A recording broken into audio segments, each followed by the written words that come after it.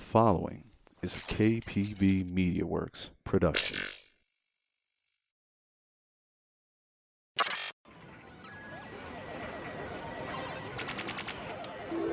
Choose your fighter. And we're on. Welcome to another episode of KPBCast, guys. Rafael here with Vincent, director and producer of The Lost Arcade, a documentary about legendary arcade Chinatown Fair. Before we go on with our interview, I'd like to just give you guys a heads up. The podcast is available on Google Podcasts, Spotify, Apple, iHeartRadio, all those platforms. Of course, video is going to be on Twitch. It's going to be premiering on Twitch soon. Afterwards, you could grab it on YouTube. And of course, I want to give a little bit of a shout out to affiliates, Acquire Clothing and Media Art. Check them out. You can get some pretty good apparel there. And with that, Kurt, how are you? Good, man. How are you? Not bad, not bad. Once again, man, thank you for joining us. And mainly this podcast, guys, is going to be about The Lost Arcade. This is the guy who brought it to you. If you haven't seen it already, it is on Prime Video. It's a really great documentary, especially if you've passed some time at that arcade, which I did a lot. So, Kurt, you told me before we started this that you really don't have much of a background in the FGC. You came onto the FGC because of the documentary. So what sparked an interest in you to make a documentary based on this arcade? Well, dude, we ended up at Chinatown Fair. When I say we, I mean my partner Irene. She's my lady. She's my filmmaking partner. She's half of the equation. And we ended up at Chinatown Fair one night. It was a Friday night in February 2010, and it was maybe 11 o'clock, and the place was alive, man. And Street Fighter 4 had just come out relatively recently. And the shit was on fire, man. Can I curse on this? Of course you can. It's the internet. All right, cool. Yeah, man, we were just like, there was like literally people drinking 40s discreetly in the backs, smoking blunts out front.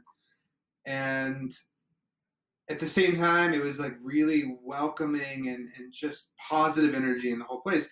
And we're not gamers. I love video games. I'm a very casual player. I'm a fan of good games and having a good time. With that said, I'm not good at Street Fighter, but I like recognized the game, right? I recognized that these guys, and they were mostly guys, on those cabinets were doing something at a high level. And on top of it, just looking around the arcade, we were like, man, this place is really special. Like, it just was fun to be in. And then we heard that it was going to close, and it was on Reddit, and that's how we heard the rumor it was going to close, and we just picked up a camera and started filming.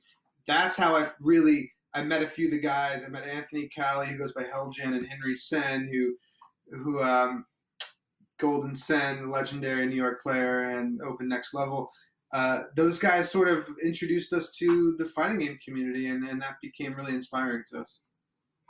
So just to rewind a little bit, so you and your lady, you guys were just randomly out one night and you stumble upon this arcade? We were going to Bar 169 in off the Bowery in Chinatown, and I left my ID at home, literally, and I couldn't get in. And I said, well, hey, like, this gives us, what's nearby? And I'd heard about Chinatown Fair Arcade, and we were like, let's go. They're not going to make me, you don't need an ID to get in an arcade. Right. So that's how we ended up there, for real.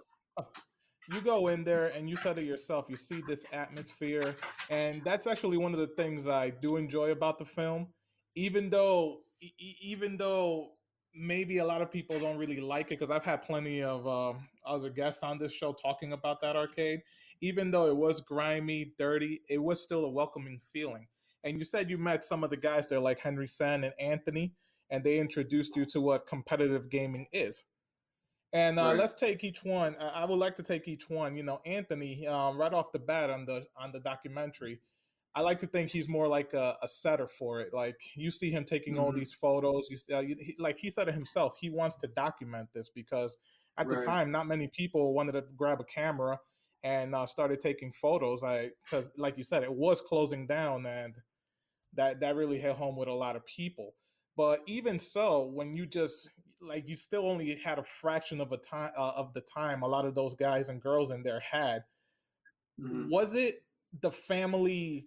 I guess the togetherness, and it felt like a big family. Is that what caused you to pick Yeah. up your camera, your film camera, and just do this documentary? It's not what honestly what really got us to pick up the camera in the very first place was just the fact that the arcade um, seemed like it was the last of its kind, and Of course. and if it was going to close, I thought that somebody should document it, kind of like what Anthony felt. He had personal reasons. I more had historical reasons and thinking, oh, like no one else is going to do this, so like I should at least show up and see what I capture. Now, and it was based on the fact that it was this grimy, cool place full of cool people doing something that I thought was cool. But then once I met Anthony and Henry and they started talking to me about how, oh yeah, Sam Palmer, that guy's like my second father. This arcade, I spent more time at this arcade than I did at home. It's like that's when we realized, oh damn, this place is like this. There's like a real story to tell here Of course. that's deserving of a full documentary. And even and some people that watch the documentary, some of the haters, which there's always going to be haters, they're like, does this really need a full film? And I'm like, you're missing the point. Like this is you're not grasping how important this culture and this community was and still remains to be to these people. I'm surprised you're saying that. Some people are actually saying, "Why does this deserve a full film?" I mean, if you're asking why, then I guess you just didn't live it. That place was so Yeah. legendary, especially for us New York players, even for people who came out from the West Coast, gamers who let's go visit the legendary Chinatown Fair. How did you go about it at the beginning? Who obviously you talked to Henry Sen, you talked to Anthony, and I'm sure later on you talked to Hokoru. I believe Yeah, that's how you Kuma pronounce that Hokura. last name. Shout You out also talked to Akuma. Sam. There you go, man. Shout out to him. And you also, of course, talked to Sam. And he Yeah. basically told us how he came across this thing. It was very interesting that he just had a dream of all this coins coming down on him. But Isn't that what crazy? is the process? I know, right? It's really awesome. I mean, whenever I tried to talk to him, it was kind of hard because he's always busy. But I mean, Oh, you met take us Sam? into your. I'm sorry. You met Sam? I met him when I used to go down there, and we didn't have like the relationship that Henry and him had. But Sure, but I you had a got few to chances to interact. talk to Yeah. him. Great guy, of course, yes. But take us into the mind of a film director. How does a project like this get put together? Well, I feel like Sam actually is the. I think when we realized that Sam played such a big part in these people's lives and in the fact like Chinatown Fair, like in terms of business, it was a very difficult business to make profitable during different stretches in time. Post 9/11, that whole Oh yes, neighborhood, Chinatown, was blocked off. I mean, nobody was going to the arcade. On top of it, there was just like not a lot of arcade games being made. So Sam was like driven. He was driven by make money, but at some point, you got to start looking at the numbers. And Henry really told me that like Sam at some point started doing it because it was like really important to him for his own reasons. And that's when I realized, like, oh, that's a really compelling story to tell when you've got this guy, Sam Palmer, and then you've got all these younger people that sort of made up this ragtag arcade family. Um, and so as a filmmaker, you see those things and you're like, oh, I know I could do something with this. And that's, and then I did a Kickstarter. I was like an early Kickstarter back in 2011. And we raised a little bit of money. It wasn't enough, but we raised some, and that led to a little bit more money from IGN, who was a great supporter early on, even though some asshole writer. First off, they shouldn't have reviewed the film because they funded it. but then the dude like wrote honestly one of the worst reviews, like one of the most scathing reviews of the film. Like we got a positive review in the New York Times, but the IGN for some reason gave us a bad one. Whatever. Oh, But that's kind of before that, they were very supportive of the film. And by the way, quick shout out to Sam because, like you said, he took it on as a personal level thing. I mean, he said it himself. Yeah. Everybody there might as well have been family. And who would have thought that him, an Indian guy who's never had anything to do with video games, but he knew how to fix electronics, he just comes on and decides to buy this thing, and he lasted as long as he did. And one of the things about the title, again, The Lost Arcade, by all means, even the film itself, and you got some great archival footage. Chinatown Fair, how it managed to be the last one that survives, it really is amazing. Considering what you said, post 9/11, that place was shut down. It was such a hole in the wall. Okay, we had the tic tac toe chicken, but even then, after a while, that wasn't the reason why people went down there. It really is a testament to how much he really wanted that place to last. Yeah, and I don't know if I ever truly figured out why, but I think it does have a lot to do with the people, the relationships he found at the arcade. I think in the arcade he found a lot of freedom, and he really enjoyed his role in the community that formed around the games there. It was a cool vibe. Of course, definitely. So we go from Anthony, like you said, he was taking pictures there. You could clearly tell the guy was very passionate about the place. But then you move on to two other people, Henry Sen, who's very passionate about the business, but he looks at it from a business side of things. He's still a gamer. He's still a competitive gamer in his heart, but he knows where the business is going. And then of course you have Akuma, who clearly represents the hardcore gamer, the person who loves Chinatown Fair, who didn't want to see it to die. Um, take us into your mind when you see these two different characters. They're obviously both there for the same love of the place. I believe, they both were workers there. I'm very positive. But Mm-hmm. the different perspectives. How did you see that?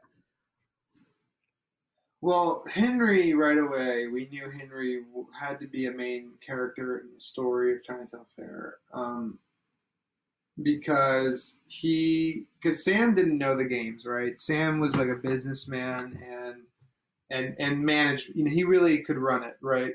But Henry, at some point, Sam realized that Henry loved the games, and Sam could trust and rely on Henry to curate the game. So, like, shout out to Henry Sen, because the reason why Chinatown Fair still had,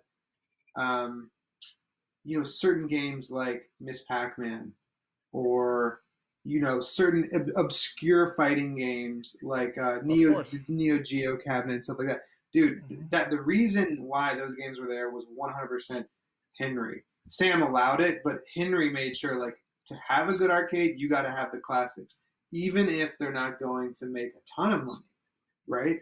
Because and even he would also, important, like you said, bring in obscure games, because even though they may be obscure, they're still fan bases, especially at that arcade, which the FGC was very big at. And also let's also mention the music gamers as well, because they were a big part of that. But please keep going on. Mm-hmm. Yeah, dude. Sidebar: music games. I wish we had been able to make like a whole other film, right? That was about the music gamers, because for whatever reason we connected with the fighting games, and honestly, I feel like the fighting games were the heart and soul of the arcade, but the rhythm gamers in that scene, which there was some crossover too, right? Like a lot of gamers fighting. Yes. A lot of that's actually something that people should recognize more. That some of the best fighting gamers spent serious time on DDR and in the group. Like it's connected, man. Like they're both so competitive. Well, one of the guys, my co-host Rodimus Prime, Rodney, he besides being a fighting game player, he was very big in the DDR community as well. He was a competitive DDR community player, and it's kind of hard not to cross over, considering you were all bunched up together in that one little L-shaped place. Yeah. I wish I could have gone into, and we did film some more of the dance stuff, but it just didn't really, fit into the story we ended up telling. But Henry, so I knew Henry had to be a main character. Um, and then when Henry opened Next Level, sort of his response to the closing of Chinatown Fair, Akuma started working there, and that's when we met Akuma. And when we met Akuma, I think we were introduced to Akuma. I think our buddy Ben Fong might have told us, "Yo, if you met Akuma, that dude fucking lived in an arcade like when he was a teenager." And that's when we were like, "What?" Introduced us to Akuma, and then we met him and we just connected, man. Like we were just like, I don't know, like when you just meet someone and you just feel a connection. And we felt so blessed to, I don't know, like be given an opportunity to tell Akuma's story, which was a really beautiful story, but a very personal and challenging story to tell. And I don't know, it felt like we took our duty very serious. We wanted to really respect all the characters and treat them like with a lot of respect. Well, I feel that the film, by all means, like you said, Henry Chen is a main character in the movie. He's one of the main characters. But you're absolutely right. Akuma's story, by all means, it resonates with this community. His emotional feelings towards that place, and like you said, the guy grew up in an arcade. That's what a lot of us did. Those places were our lives. If you go back and hear some of the interviews that I've done with some of the people who lived and breathed arcades, Akuma couldn't be a better personification of people's loves for those machines. Just not just arcade, the machines themselves. Yeah, that's cool. And but going back to that, like I said, Henry Sen, he's the business-minded gamer. Akuma is the emotionally, he's the emotional gamer. I think that's fair. Yeah. Yeah, no, it's totally true. I mean, Henry did allow us to. He kind of gave us the because the story of the arcade is two stories, right? It's the story of the gamers, but it's also the story of the business. Because at the end of the day, the arcade has to make money to stay open, and of course, Henry understood that. So it's like Henry was the dude that when Street Fighter 4 came out and Capcom said that they weren't going to make any cabinets for the North American market, Henry was like, we need it. Like the community, the fighting game community needs these cabinets in Chinatown Fair. Because if it's not Chinatown Fair, where, right? And he found a way to do it. And I found that story so inspiring, man. It's like, it's like so many people, find themselves in a shitty situation and they just say, well, there's nothing I can do about it, right? But Henry said, how are we going to get Street Fighter 4 in Chinatown Fair? And what's fucking cool is that he got those, he bought the cabinets from China off, not Capcom cabinets. He just got the boards from Japan, got parts from China, built the cabinets, got Street Fighter 4 in Chinatown Fair before the console release. Yes. That's what's up, man. So the only place you could play Street Fighter 4, not only on a cabinet, but like at all, unless you had some sort of pirated shit, was at Chinatown Fair. That shit, dude, I wish I had been at Chinatown Fair the week that Henry got that cabinet, because got the game in the arcade, because I heard it was just like they were doing all night sessions. Were you there at all during that moment? I wasn't there when it was first showed up, but I did show up maybe a week later, and the lines going out of this place were out of this world. I mean, you need to understand something. 2009, Street Fighter 4 comes out, and it revitalizes the fighting game genre. A lot of people call that that time from 2009 to, I want to say, 2015, 2016, the golden age, the revival. Because that game... Of course, yes. That game, man. I mean, the previous years, God bless games like Super Street Fighter 2 Turbo and Marvel vs. Capcom 2, but that game revitalized the scene that was basically almost dead. It brought new fans, it brought new eyes to it, and what Henry was able to do, and like you said, he literally built these custom made cabinets also to show the new way that a lot of gamers would play with the Japanese components, Asian components, which is the buttons and the joystick much more sensitive compared to the American HAP and I forget the other name brand, the HAP mainly. But yeah, it gave everybody an opportunity because if there's one thing the fighting game community, especially here, is they wanted to keep up with the Japanese the Japanese players, the Asian players. Is like no, and Right. Henry Sen basically said it himself. We have to keep up with them because if not, our competition comes over here, we're just going to get completely destroyed. And God bless the guy for doing that. That's cool. Yeah. And you know what else? It just occurred to me. Um, we happened to capture like the beginning, not the very beginning, but part of the beginning of streaming fighting games, like Twitch. Oh Like it yes, was like early, like when we were filming that shit. Like people, vast majority of the population did not have any idea that people were DIY live streaming video game events. Right now, it's like mainstream. But like Spooky, shout out to Spooky, man. Like that's a whole other movie, right? Like how that guy and his crew like started streaming in Chinatown Fair. Like they actually were streaming Street Fighter 4. I mean, you probably saw them. I mean, they were doing that before the arcade closed in 2010, 2009 even. That's like early days of live streaming. now let's talk about Akuma for a second. Like you said, you have to deal with that one. You have to deal with it with sensitive gloves, I guess, because Yeah. his story is it's a very deep storyline, and I think you captured it very well on film. And it's again, you go from Henry Sen, who's down to earth. He could talk to you, about anything, competitive gamer, businessman, and then you go to Akuma, who's just had a rough childhood, rough adulthood.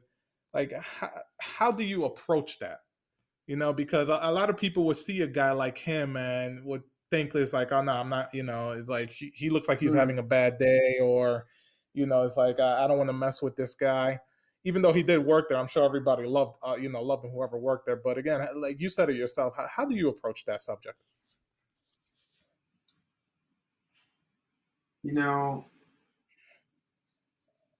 it was just like just on a human level, like on a real life, like like not even thinking about the movie, just thinking about like connecting with him in the moment and forming a friendship. It's like and what like the connection we formed, him, me, and Irene, allowed us to ask him those questions and ask him. I think it's something that like requires like you have to be authentic and real. Like nothing can be faked, right? Like when you're talking to somebody about their life, and if you want them to open up and share it with you, you need to be for real. And I think Akuma sensed that we were for real and that we really wanted to listen. Like we just fucking listen, man. Like that's like the key. If you want to be a filmmaker, a documentary filmmaker, or a journalist, or a podcaster, or whatever, it's like you ask a question and then you listen, and you listen hard, and that's what we did. And like I don't know why he trusted us, man, but like he did, and like he told us things that he'd never told other people with a fucking camera on, and that showed how much he trusted us. And it's like anybody that like wants to question, we were total outsiders to the scene, but in a way that was a benefit, right? Because we didn't go into the fighting game scene or like with any sort of preconceived notions or anything like that. So we were just like blank slates. Tell us what you know, and I think that's like that was the approach from day one, and it seemed it worked. And like you said, he opened up a lot to you. Um, he opened up about his struggles. I'm sure he opened up about a ton of things. And you're doing this documentary, and like you said it yourself, you're an outsider to this community. And with him, I guess in a weird way, even though you're still outsiders, you're taking it all in. When that Yeah. film was done, could you say that he represents the highest of highs and the lowest of lows in the community, as in, like, the lowest when his heart was taken out when that arcade Mm, died down, and the highest when next level it was popping, everything like that. You get what I'm saying? Like, is that a good representation of him? yeah, for sure. I think you nailed it. I think we spent time with a lot of other people and filming and capturing their stories, and ultimately, compared to what Akuma's story showed us, it was the ultimate. It really was. It's like he showed us the highest highs and the lowest lows, and kept it real in a way that is universal. You don't have to be a gamer to appreciate his story. Um, Definitely. And I yeah, think a lot of us in the FGC were, at least people who have seen that documentary, I'm sure they were touched, because a lot of them basically have experienced what he's experienced. And I'm sure he's very grateful that you were able to capture all of that. thank you. So, Thank you. moving on, you then introduced another character, another person, Lonnie. Mm, He's an arcade entrepreneur, in the sense that he opens up fun centers, family centers. Funny guy. I wish I could have yes, met him. I only know him from that documentary. He looks like a really fun guy to be around. But I, how did you meet him? Like, how was it this is basically? funny. Go ahead. Well, basically, we were filming. Okay, so we're like filming, and then we're like, this movie is about the last arcade in New York City. We're gonna call it the Lost Arcade, and it's the story of Chinatown Fair, right? Um, we're filming just random B-roll, so just like footage of Chinatown one night. Oh yes. Yeah, and we head down Mott Street. We want to get a shot of the building that Chinatown Fair is in. It's closed, right? Like, the gates down, and it's nighttime, and we end up in front, and we notice that the gates pulled up, and somebody's sweeping the inside. And Right. I say, start rolling. So we start filming, and some guy walks out. He's like, "Hey, what are you guys doing?" And I say, "Hey, I'm Kurt. We're making a documentary about Chinatown Fair. What's going on?" And he's like, "Oh, it's going to reopen." I'm Lonnie. And then he didn't tell us like he was the one reopening it, but he said, "I'm Lonnie." And I said, "All right, cool." Like, well, I actually freaked out because I was like, "Whoa!" Like, this totally changes the whole movie, which was good because it's a more interesting story. But at that moment, all I could think of was like, "Oh boy, we have way more work to do. We gotta start filming again." So that's how I met Lonnie that night. That was Lonnie Sobel, man. But he's a funny guy, because again, Yeah, according to the documentary, he's been at this for a long time. I mean, the guy's got grandkids, and he still runs a ton of businesses, specifically around arcade machines. But in a weird yeah. way, at that point, how long have you been filming? Oh my God, maybe over a year, probably a year. Okay, so in that year, you've been taking in a lot of information. You've been taking in a lot of this community, how close it was, and how dear that arcade was. Lonnie comes around, he opens it up, and I do remember vaguely on the internet, like you said, there's a lot of haters on the internet, but in a weird way, he was cast as a bad guy by the community, because by this point, I believe Next Level was opened up. That was the Yeah, place to go for all the Chinatown Fair refugees. And when this arcade is said that it's going to be opened back up again, like you saw it yourself, you were there, you filmed it. A yeah, lot of people was like, "Yes, it's opening back up. Thank you, thank you, thank you." But is it safe to say that the majority of people just they went in it with complete blinders? They obviously they didn't know Lonnie. He just came out of left field, and one of the first things he did was clean the place up. It was a grimy, dirty yeah. place, but that was the charm of it. Did you Right. feel that he was cast as a bad guy by everybody around the idea that, oh, he's opening up the arcade, so it must be the old ways that we remembered it? Yeah, I mean, I think I think most people thought that he fucked it up by painting it, bringing in all these like redemption games, which suck. If they suck if you're not like on a date or 5 years old.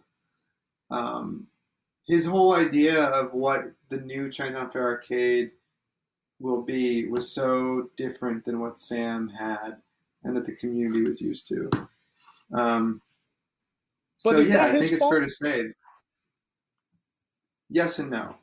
I think it's his. I mean, it was a decision he made, right, to rebrand it. His goal was to create a mini Dave and Buster's that would the business model he wanted would rely on birthday parties and redemption games. He had no interest in serving the fighting game community. There was not a single fighting game in the arcade when he opened. Um, but Well, to his to say that real quick, there was a point in the documentary where I believe one of his grandkids, he was talking to when it was the grand opening. I believe Mhm. there was a part in the documentary where one of them said, "Oh, my grandfather just doesn't like the teenagers Yeah, hanging out." So in a weird way, you're absolutely right. He didn't. Unfortunately, the majority of people who did that at that arcade was the fighting game community. right. But luckily he put that re-rave cabinet. Shout out to re-rave. Whatever happened to re-rave, dude? Is there? Did they I, keep that series going, or was it just a I one-off? have no idea. Steve, do you know if it continues? Because I have no idea. I'm not into rhythm games. Okay, Okay, cool. they may Well, have shout missed out some to other that stuff. team because that game sort of like showed Lonnie because Chinatown Fair was going to close again, man. His whole concept bombed. It just was going out of business again, and one game was keeping it alive. It was Re-Rave, a rhythm game that was bringing in all the rhythm gamers, and he realized, okay, we need to get more of these games. We need to get more games that are competitive, and so he started getting. He brought in a couple dance games and some Japanese rhythm games, and then I think he also added a fighting game or two actually eventually. But it never Right. really. I feel like I don't think it ever really reclaimed the fight. I don't know. Did this fighting game community really go there at all now? From my understanding, no.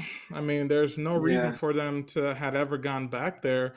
And the documentary itself, you could clearly hear as Henry said, he thought it was a stupid idea to do it because I personally thought it was a weird idea to open it up considering where it's at because Chinatown Fair had survived all those years after every major arcade closed because all the arcade gamers is like, well, this is the last one we have. I don't think he did much research on that arcade after it closed down. But that's just me. I don't know. I don't know the guy. That's just my speculation. I mean, listen, Lonnie is a businessman who does love arcades. Like that's what's redeeming, right? Like Lonnie isn't an evil, but he's not like you know the arcade owner from Wayne's World, where it's just like the guy's just doing it to make money. It's like Lonnie does love arcades, right? Um, and I feel like he did allow Chinatown Fair to be reborn. And shout out to Leo, the manager, who was a part of the community and really has fostered a positive place there. And I talked to Lonnie pre-pandemic, and he was doing really well. He said the arcade had found its feet, and which surprised I not it didn't surprise me. It just surprised me at how positive and optimistic he was.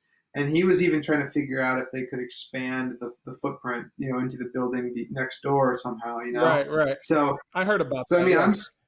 oh cool, yeah. So he pulled it off, man, and like the world's a better place with Chinatown Fair open, even if it's not the same old Chinatown Fair. But that's the thing. Chinatown Fair has always changed, right? Every decade, it's a different place. Of course, of course. And again, my point was is that I think it was kind of weird that the community like branded him as this bad guy because here's an outsider, he doesn't get it, but at the same time, guys, he's a completely different mindset. He can't come in catering just only to one community because it's Mhm. different changing times. Well, listen, by that time, all arcades were basically dead. This thing was hanging on. He bought it, he cleaned it up.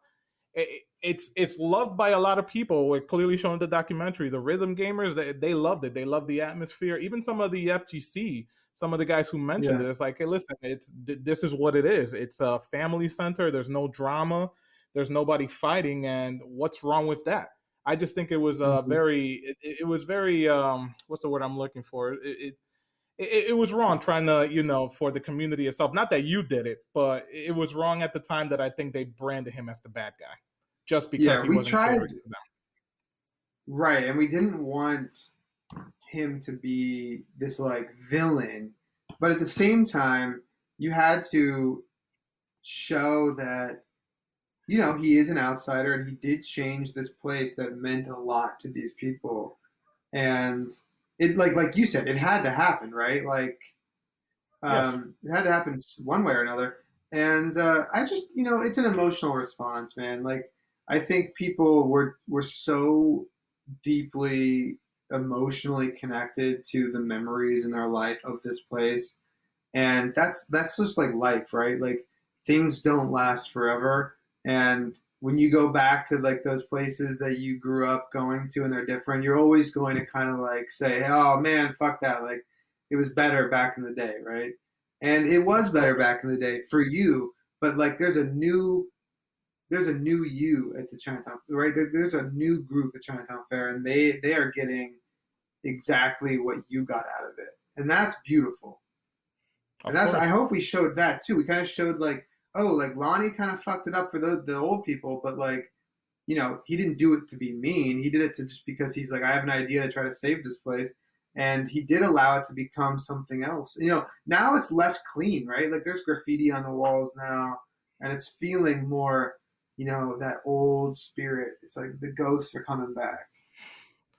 You know what? You mentioned something that emotion, and that Mm-hmm. after it opened up, you cut away. I believe it was to Next Level, and you overheard Akuma going back to him for a second, Mm-hmm. saying, I'm just gonna visit it just to see it. And to me, Mm-hmm. that scene, the next scene, may be the most powerful scene in the documentary, where you're filming him and he's looking up at Chinatown Fair, and you just see his face. I believe that was Anthony outside telling him, it's like, I've seen that face Yeah. before. It's like it's gone, it's all gone. And again, Yeah. I think I must have rewound that scene. And I'm talking about the scene where Akuma is walking through it, and he's just, Mm-hmm. you could clearly tell like he's walking through it, and his soul is just being, just he can't wait to get out. That by far, in Yeah. my opinion, was the most powerful scene in the film. And like you said, you talked to him, he opened up to you. How was it filming that scene? Well, okay, first off, thank you, man. Okay, that was a very difficult scene to film because Akuma, like, because making a film, a documentary is weird, right? Because it's like, it's not just a simply like, I'm gonna film you do something. It's like a collaboration, right? Like with the people on camera. So like, Akuma became a partner, right? He became our filmmaking partner, and it's like, Akuma, we need to get you back to the arcade, like for the story to come full Of circle. course. We need to see you at Chinatown Fair. Like, you need to do this, and man, dude, he did not want to do it, and because he knew that it was going to be very unpleasant for him to experience it, but he also knew that he had to do it, right? He had to do it eventually, and so we pushed him to do it. Which is why I kept in the edit. I kept that part where he goes, "Can we leave now?" And Yes. he's talking to me off camera, and it's like, I left that in there because I didn't want people to think that, like, you know I was involved in this, right? Like, the filmmaking was created this situation. I didn't want to pretend like we just happened to be there and filmed him. Um, but I'm interested in. So it was very hard to film, and it was very emotional for him. And um, it was intense, man. It was super intense. But Anthony's like more funny about it, and he's just like he uses humor a lot to deal with stuff. But Akuma was just like, "Fuck this, man. It sucks." But what did it make you feel, man? Like, why did that scene in particular? Like, what did you take from it? Because I love scenes like that. First of all, thank you for not having no music in the background because I think it really helped. You Word. see him walking through it, and the thing that I noticed is you could clearly tell is a different atmosphere. That's the one thing I caught. Mm, These are yeah. redemption machines. This is not a Street Fighter machine screaming Hadouken or a King of Fighters machine or Virtual Fighter, all that stuff. Marvel versus Capcom 2. And I I wasn't emotionally attached to it like he was, but the thing that caught me was it's like again, like we said before, this is the screams of a community. This guy, that emotion he was feeling was exactly what I knew. I want to say 90% of the people who went to that place was feeling as if like your soul is just completely crushed because you dedicated so much time, so many Mm, days, so many years to this place. That's why I love that scene. That and of course, and I just also the camera yeah. work. Again, you really caught everything. I thought it's a beautiful scene, man. Thank you, man. Yeah, I'm happy with the way that turned out because I do. It's a really important moment, right? And because you really feel, you can see what he's feeling very clearly, No, it's a and very sad scene. it does make me think about like, is there a world that like Chinatown Fair, like okay, video games are like I don't know, like they're not respected yet in the way that chess or even basketball. It's like this thing that's like a, a distraction or a hobby, and it's not serious. But it's like that Chinatown Fair is like the most important arcade in New York. It's like because it lasted, it lasted longer than Broadway and Playland and all the other places. It became very important. Like it should have been preserved. It should become not a museum, but it should have been saved. Like I Like a wish like the a red historical walls, landmark, like yes, it should be a landmark, right? at least a New York Shit, landmark. we should start a petition, man. Good luck with that one, but that's neither here nor there, right? It should definitely And be a landmark. and obviously, you said it yourself. We were with these people for about a year, so I'm sure you were with Henry all the way with the opening of Next Level. And you see he's doing it because he loves the community. He understands New York itself is very competitive, very big FGC here, big community, and he opens up the Next Level. And I do remember,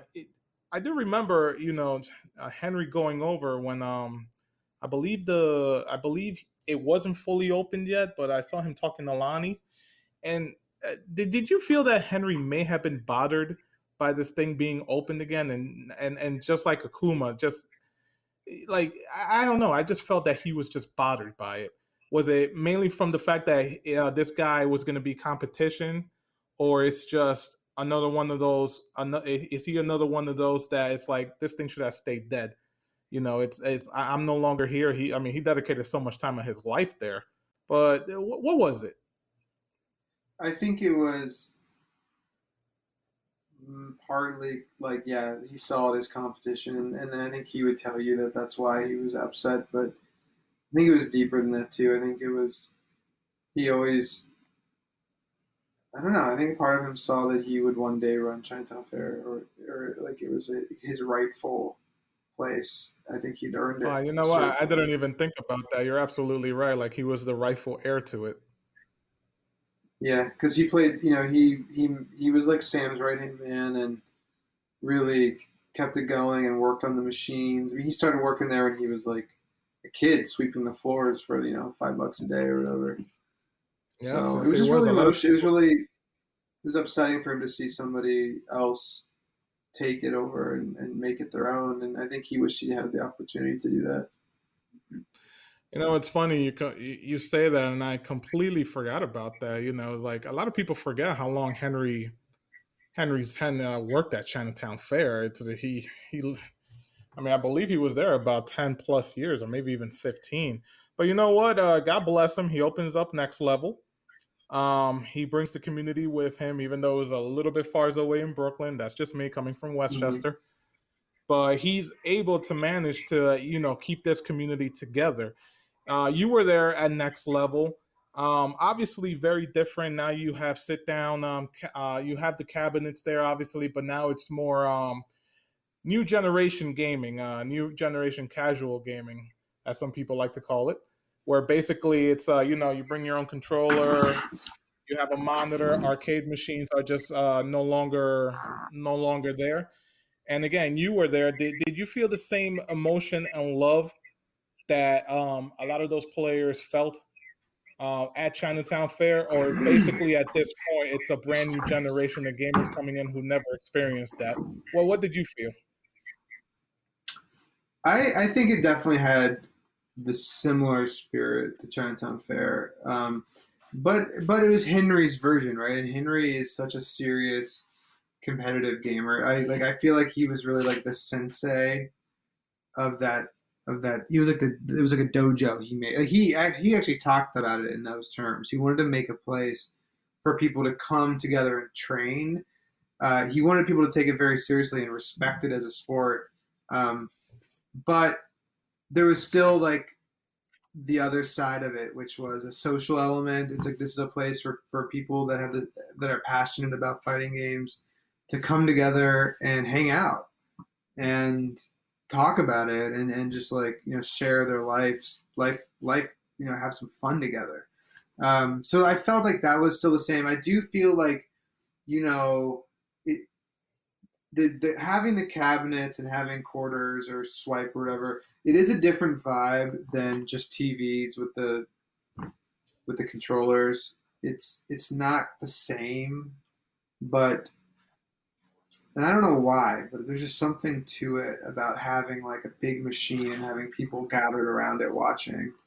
But they added things new, like they built in like the projector that would project the top matches going on the tournament nights, and like those tournament nights were huge. I think it's very different than Chinatown Fair. You had to pay to get in, so you didn't have people that weren't gaming hanging out, which to Henry was great, right? Because he's a businessman and he wanted people to be paying to make money.